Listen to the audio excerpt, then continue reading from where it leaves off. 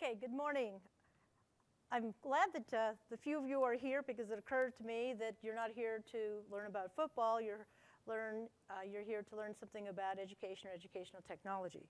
So I wanted to be sure to let you know in Truth in Lending that we're going to talk about developmental math and the Carnegie's work in that area. So if you are not interested in developmental math, then you might want to go to another session. On the other hand, if you are interested or you're interested in the work of the Carnegie Foundation, then you've come to the right place. One of the areas that the Carnegie Foundation is most well known for, if you've never heard about us before, frankly, we are not a grant-making foundation, we're an operating foundation. So as a result, we do a lot of work in the advancement of teaching. And in this area, we have done things such as the Carnegie classification. Many of you went to major universities, and if you were an RU1 university and you heard about that, the Carnegie classification is something that this particular foundation developed. The other area is the Carnegie unit. So a lot of you know about and heard about credit hours and units. The credit hour, the unit, that is actually a Carnegie Foundation concoction, and I say concoction because we're going to do some work now in how to rethink the credit hour as a measure of learning, because we do not think it is. So having said that, and also why I'm here and why we're at this EdTech conference, I have to just go back a little bit in time. I used to be the president of Foothill College in the Silicon Valley, and back in '94, '95, we offered the first online credit course. This is like in the dark ages for many of you, but I'm just delighted to be here to see the explosion and interest in educational technology, because back in '94, '95, all we could hear and think about is, well, you can't do this because students are not able to learn online, and believe me, we can tell you that they are able to learn online. Having said that, I went into retirement and then was pulled out of retirement by the Carnegie Foundation. And so what I want to talk to you today about today is actually not about football, but let me just go over, since we also have a female audience, and I'm going to stereotype, but like myself, most people didn't expect I would know anything about football. So just very quickly, to give you some idea, obviously the idea is to score a goal in the end zone. You've got 100 yards if you start from one end to the other, and the big deal, though, is you've got 4 tries to get 10 yards, and you try to get at least 4 downs, 10 yards at a time, if not more, to get to the end zone. So what does this mean? Well, if you're 4th down and you've got 9 yards to go, then you're in deep trouble. Because if you get to the 4th down and 9 yards to go and you don't make it, you lose the ball. So what does this have to do with developmental math? Well, for the developmental math student, they are where we are what we're talking about, 4th down and 9 yards to go. They have tried over and over and over again to really get through the math curriculum, and they're not being successful.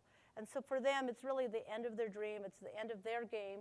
And they really are up a really steep grade where they don't think that they're going to be successful.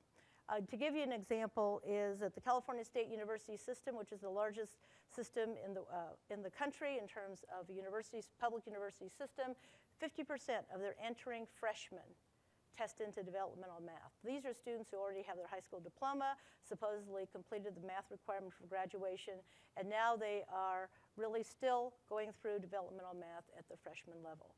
For community college students, the problem is even more severe.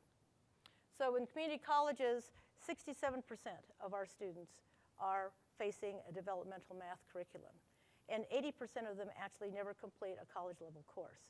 So this is a major problem. And so the work of the Carnegie Foundation is to remove that 4th down and 9 play, that 4th down play, so that really students will have a different way of looking at what the issue is and what their challenges are. So what we're looking at is basically, here's the college curriculum that normally a student would have to go through. This is a developmental math student who is now at the algebra level, and what they're starting with is a 1st semester, 2nd semester, 3rd or more semesters. So multiple semesters going from an elementary algebra course to and through a college level course. This is a huge trajectory for these students, something that if they even were successful the first time around, that it would take them at least 1.5 to 2 years to complete to get to a college level course. What are the issues here also is that many of these students do not complete successfully these early semester courses. So after semester 1 or semester 2, they're still swirling or recycling through these same courses because they're not successful. So this is what it really looks like to a developmental math student, that their goal to get through college level math and a degree is very, very far away, and they're just at the very beginning. So who are these students? These students are low SES. They are students who are underrepresented minorities, underprepared, first-generation college. And if you look at their math readiness, these are community college students now. 97% are not college ready in terms of mathematics. Of these students, 75% are 2 levels below mathematics. So this is really a very, very major problem. If you compare this to reading, that the college level readiness, 45% are not college ready. So it's a problem in reading as well, but not as much as in math. The students primarily are of color. Also, a large portion, over a third, English is not the primary language spoken in the home. So how do we take students who have this vision to get to this vision, where they can begin to see a goal or the end in sight? And this is the work that we're trying to do. So if we go back to the traditional math curriculum and the multiple semesters that a student is faced with, what we did is we tried to shorten the playing field. We took the math the students would need to know in the service of either statistics or quantitative reasoning. We have 2 pathways, Statway and Quantway. So we took the amount of math that students would need to know in being successful in either one of these pathways, integrated it into the math curriculum for statistics or quantitative literacy, shortened the number of semesters, and then basically took these students to and through a college level math course in less than a year. So what did we do actually to make this difference? We started out with a set of learning goals, ambitious learning goals, curriculum, and pedagogy, based on research. We're an academic organization, so we really put together research and practice. We looked at how these learning goals were really going to be vetted and actually endorsed by the professional society, so that the Math Association of America, the American Statistical Association, these professional organizations where university professors are members, endorsed the work and the learning outcomes that we had developed. We obviously put in a lot of work in terms of authentic text context, and so all of our data sets are actually real-world data sets. Anyone could Google them and find them online.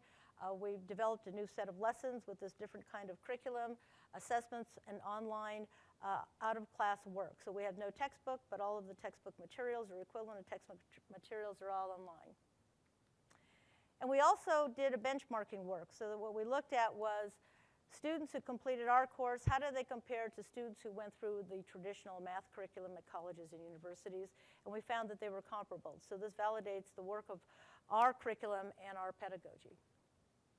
So let me talk a little bit about the pedagogy, because this is really quite different.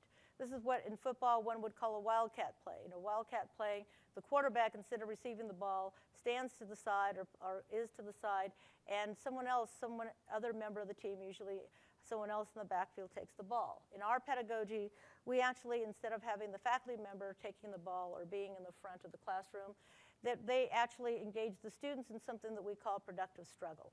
In productive struggle, we actually have the students begin to look at what the problem is that has been introduced to the class, and they're the ones who are sitting around in the classroom in a small group trying to figure out what might be the answer.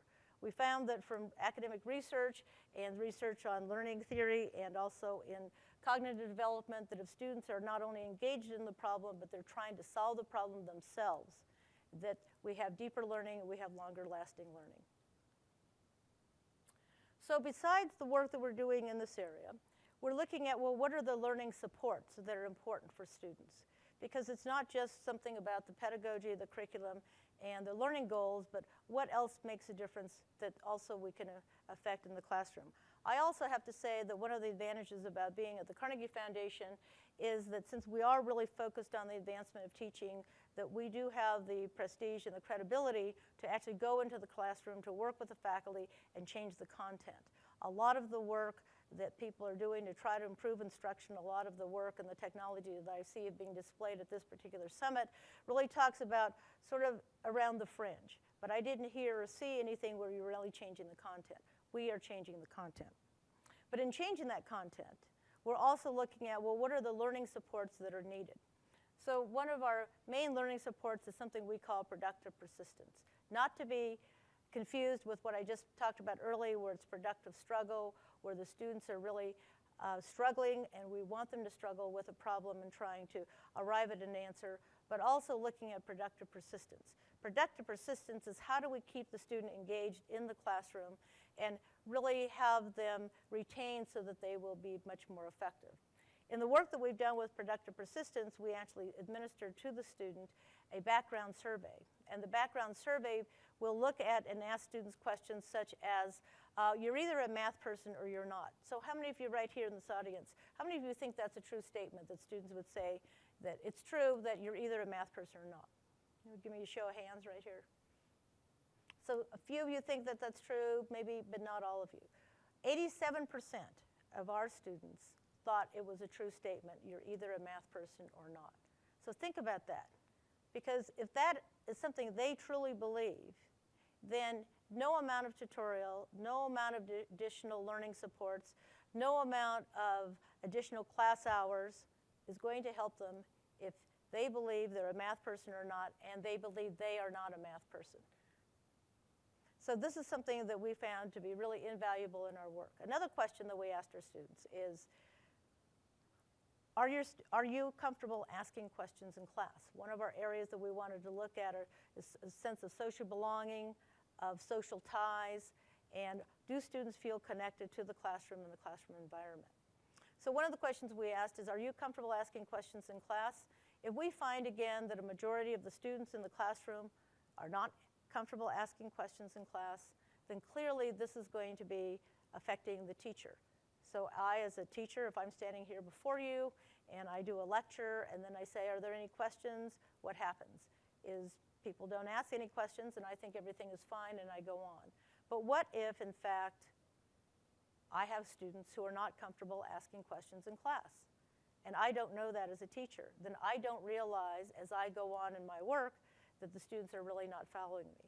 So in productive persistence, what we do is we try to look at what are these kinds of learning tools that students really need to have and get their attention. So for example, going back to the mindset activity, we say we actually introduce into the curriculum. Oh, let me back up a minute here. The other area that we're looking at is language and literacy, advancing quality teaching. So we're really focused on the language. Math has a lot of language and technical language, and this is an area that we really need to focus on so that students are not barricaded from learning the math because of the language. Also, obviously, teaching is going to be, the pedagogy is going to be incredibly important. This is all part of a continuous improvement work that we're doing, bringing back analytics. So if I said, for example, that in the case of the question about are you comfortable asking questions in class, we give that feedback to the students, and so that, to the faculty member, and so as the faculty member proceeds, he or she knows, I cannot say, are there any questions, because I need to ask it differently. I might say, oh, John, you might have a question. Why don't you share it with us in the classroom? It's a different way of proceeding with your class. So this is all about continuous improvement and rapid analytics. So what we do is we develop a set of data, we gather information from the students, we feed it back to the faculty member so they can continuously improve in their pedagogy, but also continuously improve in the work that we're doing in terms of the curriculum. One of the things that we have done is develop a networked improvement community. So think about this, particularly those of you that have been really involved in education. What we have is faculty who have agreed to teach the same curriculum, using the same pedagogy, using the same common assessments, same out-of-class materials, and doing this collectively. So this is huge for those of you familiar with education where faculty members would prefer to do something on their own. If I didn't invent it, then it's not going to be any good, and so I know better than my colleagues. We've changed that kind of mindset. And so now through a network improvement community, we have actually all of the faculty engaged together, putting together the curriculum, developing, giving us feedback to go. We're now on version 3.0 of the curriculum, and this is because of, again, the data that we've collected from the faculty, from the students, and student performance. So let me go back to the mindset. You're either a math person or not. What do we do, or what do I do as a faculty member if I said 87% of your students think this is a true statement? Well, what's this faculty member going to do? We've embedded into the curriculum activities based, again, on research and in this case, developmental psychology, about to get students from what we call a fixed mindset to a growth mindset. And that activity actually is engaging the students in learning about the brain, and that the brain is a muscle. And just like you exercise your muscle to make it more flexible and malleable, any muscle in your body, that you do the same thing with your brain. So we give them a number of these kinds of activities, and it's only a 15-minute exercise that's embedded into the math curriculum. And then 3 to 4 weeks later, we actually talk to these students, and we survey them again. And we actually find that this is making a difference in their performance. In fact, what we found in our whole area of productive persistence is that looking at the non-cognitive factors, getting information and data from the students, and then moving forward and giving that feedback to the faculty member, that these non-cognitive factors, social belonging, mindset, level of math anxiety, social ties, those have been stronger predictors of success in math than race, ethnicity, or social background. So this is huge, because you can't change race, but you can change mindset.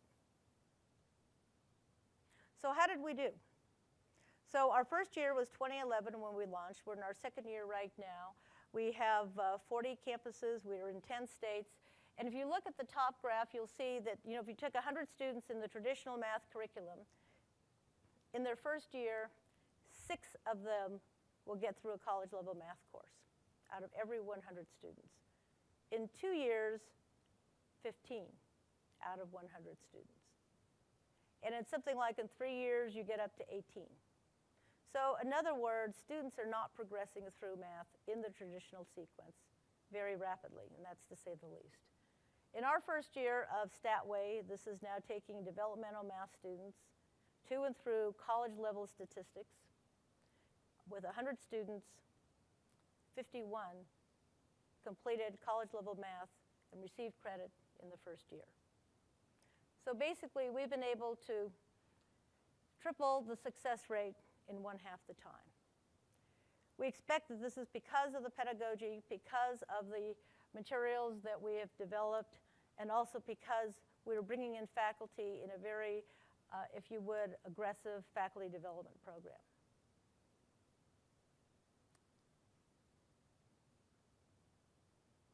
So with that, even though we scored the touchdown, we're only at 51%.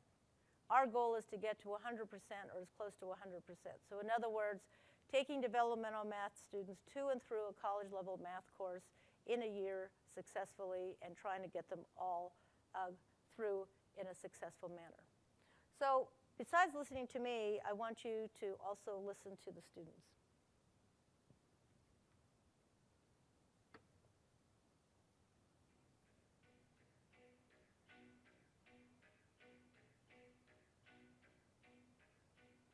I've been terrified of math for years. I mean, in high school, I failed utterly. And so coming back as an adult, I did not think I would ever grasp it.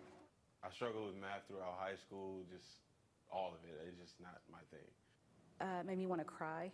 It's definitely not my strong suit. I really didn't like doing math because division was always really hard for me in school. Well, I'm one of those people that came into Statway thinking I was not a math person. Most classes, math classes I would go to, I would have anxiety about, I'd have problems, they just give me a sheet of, equations and say, do them. You don't have to, like say, a lot of these math classes, they're set up to basically flood you with all this work. And this one seems more like it's giving you some different ideas of how to do it and kind of to work smarter, not harder. The professors really know what they're doing, and after taking 2 semesters, it's been a little bit easier to lay back, not knowing where we're going or whether I'm right or wrong or whether I'm doing it right, to trust that the process is working out, which is a total different way of learning than I've ever done. My experience has been positive. I struggle with it a little bit because I think that's a main part of it, is that you're supposed to jump in and figure it out. Honestly, the way it's being taught, I think makes it real easy for pretty much anyone, whether you're a math person or not, to get and grasp. I'm not a math person. and this has kind of turned me into a math geek. It's practical. I'm sorry. It's, you know, in math, you're like, when am I ever going to want it? I mean, what do I do with this stuff? This stuff is everyday life. I think if you feel kind of afraid of the, higher math, that this will help you see how it really does apply in real life. It's dealing with a lot more real-world things. We just did tax preparation, so I think that was really neat because I've been filing my taxes by myself, and I really didn't understand the process, and now I do. And because I've had such a turnaround with the way I feel about myself as being competent in math, it's actually started to translate into the other things that I do in my life. So it's kind of, I'm growing, I feel like I'm growing a new capacity. From the first semester of Statway, we got kind of a breakdown of statistics and stuff like that, and then I started reading things differently. I'll look at gas prices differently. It was just stuff like that started shaping, and I was like, okay, that's what that is? Okay. So, yeah, that's pretty much what I've gotten from it so far, is that it gives me a different filter to look at things. For example, we learned about the credit cards and how to read all the details of things, and that makes a huge difference in what amount you pay on your credit card bills. And so I'm learning a lot of things about how important math is. I've been homeschooled all throughout my life. The college campus here is the first time I've ever been to an actual physical school. So the group work is great for me. It's really helped me open up social activities, getting to know people, and people come and talk to me. It's new and I like it. Yes, I think it's a great program that if either you're not so great at math or you are great at math, it's good for everybody because you work together in a group, and there's that kind of element in every group. Having a small group allows you to have more contact with the people around you, and not necessarily raising your hand and being on the spot in front of the whole class, or your questions can get answered a little quicker and can come to an understanding with your peers quicker or sooner. So I think it's great, absolutely. I couldn't imagine taking a regular stats class, and the people in this class are more like a family than a classroom. I enjoy the group work component just because of the fact that it allows you to build relationships with your classmates, especially being a 2-semester class, that in most of my other classes I don't have. This semester drawing to an end, it's honestly kind of sad. Not only will you leave with, higher education, you'll leave with friends. So. It's built confidence, that's for sure. Like I said, I actually enjoy coming to class. I'm excited about it. I want to think through the problems and figure them out, not just get the answer. So yeah, it's definitely changed the way I think about it, and kind of just give me a little inspiration that I can do it, kind of thing. I've been told by a few close friends that ever since I started taking statistics, I've become more logical, more. I compute things more than just acting on a whim. So I think it kind of changed my mindset in a positive light. I do. I think I take a more careful approach before I just kind of rush through it. Now I actually take the time to sit down and plan out what I'm going to do. So I develop some type of strategy, and then I apply that when I do the math now. But I kind of feel like this gave me the confidence maybe to go further in math and take more math classes. It's really been quite the experience for me. I went into this not knowing really whether or not I was good in math. I always thought, I'm all right, not great, but I'm not terrible either. But this has really helped me see how good I can be, and just how much I can excel in the right environment.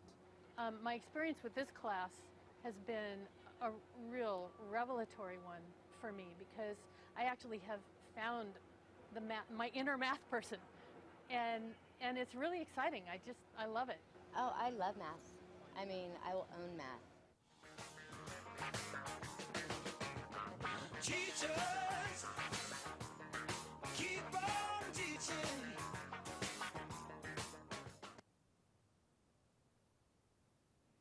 So with that, any comments, questions? And I also have a handout here if you wanted to know more about our work. Also, for those of you in technology, we really want to scale, and we're really trying to figure out a technological solution or solutions to how to scale this work, including the professional development component, which we're developing right now, We're into the rubric development about what makes for good teaching, and then we want to really transfer a lot of the professional development work that we're doing that's basically face-to-face at this point to a technological solution. Question?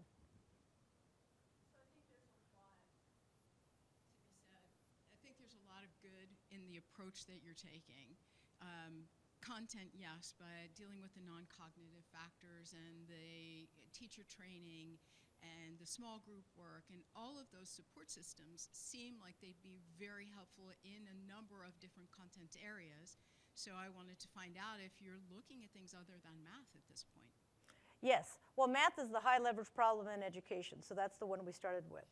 But we are looking at the transferability of what we're doing into other disciplines. For example, the design principles that have to do with how we have reconceptualized the content we think are applicable across the curriculum, as well as the productive persistence, the non-cognitive work. And so we're looking at, we've got one college who actually wants to try a lot of what we're doing and transfer that to calculus, because actually in calculus, even though it's an upper level student, the retention in calculus is also not very great. They start with the first course, but then they don't go on to the second course. So we're looking at that. And then our next area would probably be in language, English and reading and writing. That's going to be more difficult because math is much more sequential, so it's easier to really reconceptualize the curriculum. But English would be our next area. But the productive persistence, we do think has applicability even as is, because we have a student background survey right now that we administer to the students online. We get the feedback, we give it back to the faculty members, and then we survey the students, as I said, on a regular basis. So the faculty members are getting input about what their students are doing and what are they thinking and how are they responding during the class. It's not like at the end of class evaluation where it's too late to make any adjustments for that group of students. Have you considered piloting this or taking this to the secondary level? That would be our goal. Right now, as I said, we're focused on the community colleges. The reason is that close to half of the entering freshmen of any institution, whether they're thinking 4-year or 2-year, half of the enrollment is at the community college. So that's our first leverage point. But we do think about a vertical slice so that it would be at the secondary schools and also the universities, quite by happenstance that once some of our local universities learned about this, and I quoted you the problem they were having with their 50% developmental math students, that we have 4 Cal State campuses right now who are also teaching Statway in particular at their campus to their university freshmen. The added value of that is that this course then is not only accepted by the university, obviously, but also it's accepted for any of the majors that university has where statistics is required as the math requirement. But so the next point is certainly looking at the high schools. But our issue is going to be scalability, because we cannot sustain face-to-face teacher development, for example. So we're trying to really think about how can we do this and reach out and be more accessible to more faculty. California, where we are, obviously, is looking at it. The Board of Education is looking at it for K-12. Yes?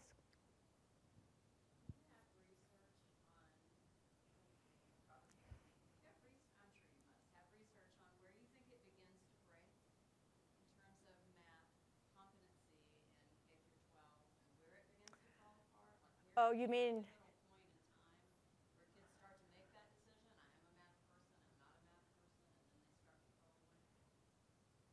We have access to the same kind of research you have.